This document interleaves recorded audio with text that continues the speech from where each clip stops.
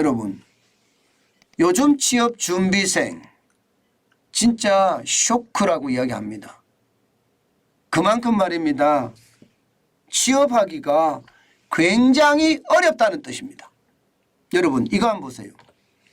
전년 대비 대기업 신규 채용 감소율입니다. 무려 말입니다. 마이너스 4.8%포인트가 떨어졌습니다. 장난 아니게 떨어진 거죠. 마이너스 4.8%포인트입니다. 예. 대기업에서 채용을 그만큼 덜 한다는 이야기인가요? 실제로 정경련이 발표한 내용을 보면 말입니다. 2022년에는요. 채용을 하겠다 이렇게 계획을 수립한 데가 50%였습니다. 그런데 2023년 올해는요. 45.2%입니다. 그러니 지금 채용을 줄인 그 수가 마이너스 4.8%포인트나 줄어들었잖아요. 심각한 겁니다. 심각한 거예요. 아니 대학을 졸업하고 나는 대기업에 취직해야지 이렇게 생각하는 사람들 대기업에 취업하기가 점점 힘들어졌다는 이야기잖아요. 예. 문제는요 여러분 채용 계획이 없거나 채용이 미정인 곳이 작년에 50%였거든요. 올해는 54.8%고요. 그중에 아주 심각하게 느끼는 것은 채용 없음이 7.9%에서 15.1%까지 늘어났습니다.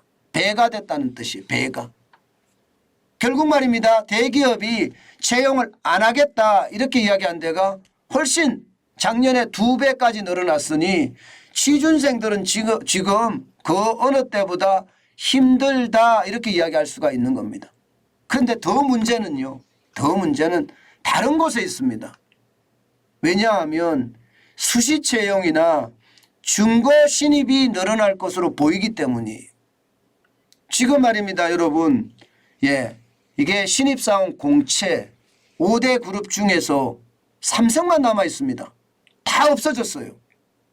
그러면 삼성은 공채를 하지만 나머지 4대 그룹은 공채를 안 한다는 뜻이에요. 예, SK도 LG도 현대차도 롯데도 안 한다는 뜻입니다. 하나까지도 안 한다는 뜻이에요. 그러면 어떻게 될까요? 결국 수시 채용만 확대되잖아요.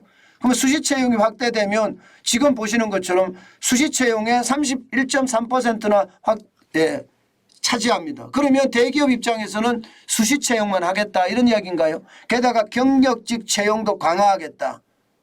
예, 경력직. 쉽게 말하면 신입은 안 뽑겠다는 거예요. 그럼 대졸자들은 어떻게 될까요? 대졸자들. 어딘가 일하고 있다가 시험을 봐서 들어가면 더 들어갈 수 있지만 그렇지 않으면 쉽지 않다는 이야기가 되는 겁니다. 게다가 말입니다.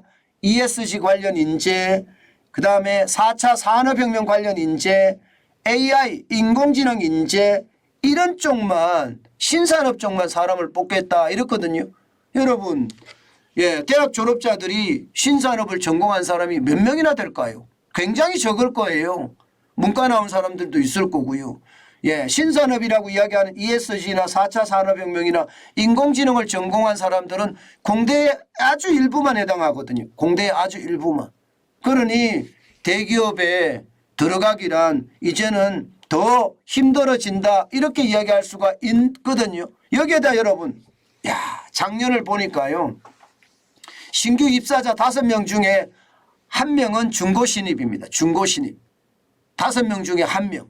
그러면 이 말이 무슨 말이냐. 결국 5명을 뽑으면 1명은 예 이게 경력직을 뽑는다는 뜻이에요.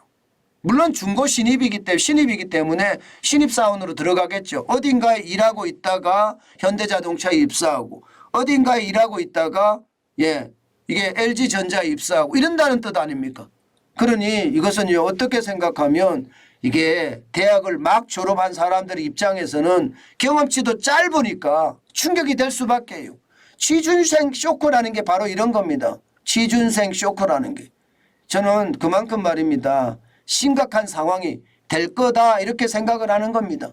예, 여러분 이런 지표를 보고 있으면 야 여러분들도 아마 저하고 똑같을 텐데요. 자식들이 취업을 잘해서 예 앞으로 인생을 좀 예 편안하게 살아야 될 텐데 그런 생각 하실 겁니다. 근데 참 쉽지 않죠. 진짜 쉽지 않습니다. 여기에다가 여러분 신규 채용 규모도 지금 점점 줄어들고 있습니다. 아마 지금 작년과 비슷하다고 이야기하는 데가 2023년에는 50.8%밖에 안 됩니다. 작년보다 증가했다고 하는 데는 2021년에는 41.4%였는데 2022년에는 2023년에는 24.6%예요. 그러니 대학 졸업한 사람들 이게 진짜 피눈물 나겠구나 그런 생각을 할 수밖에 없습니다. 먹고 사는 일이 이렇게까지 힘든 건가요? 저는 이것을 보면서 말입니다. 우리 사회도 점점 바뀌어갈 거라고 생각은 해요. 왜냐하면요.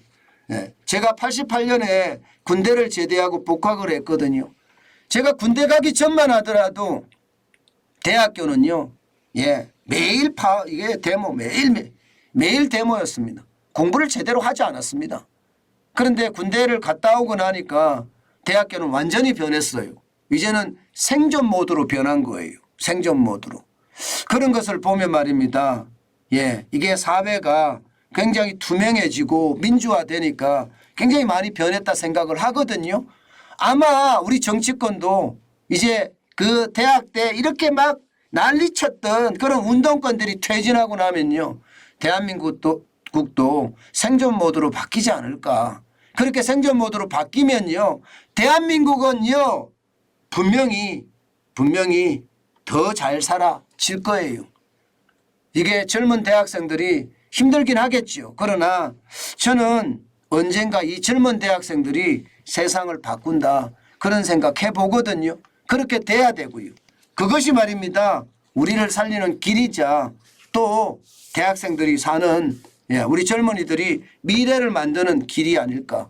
저는 다시 한번 생각해 봅니다.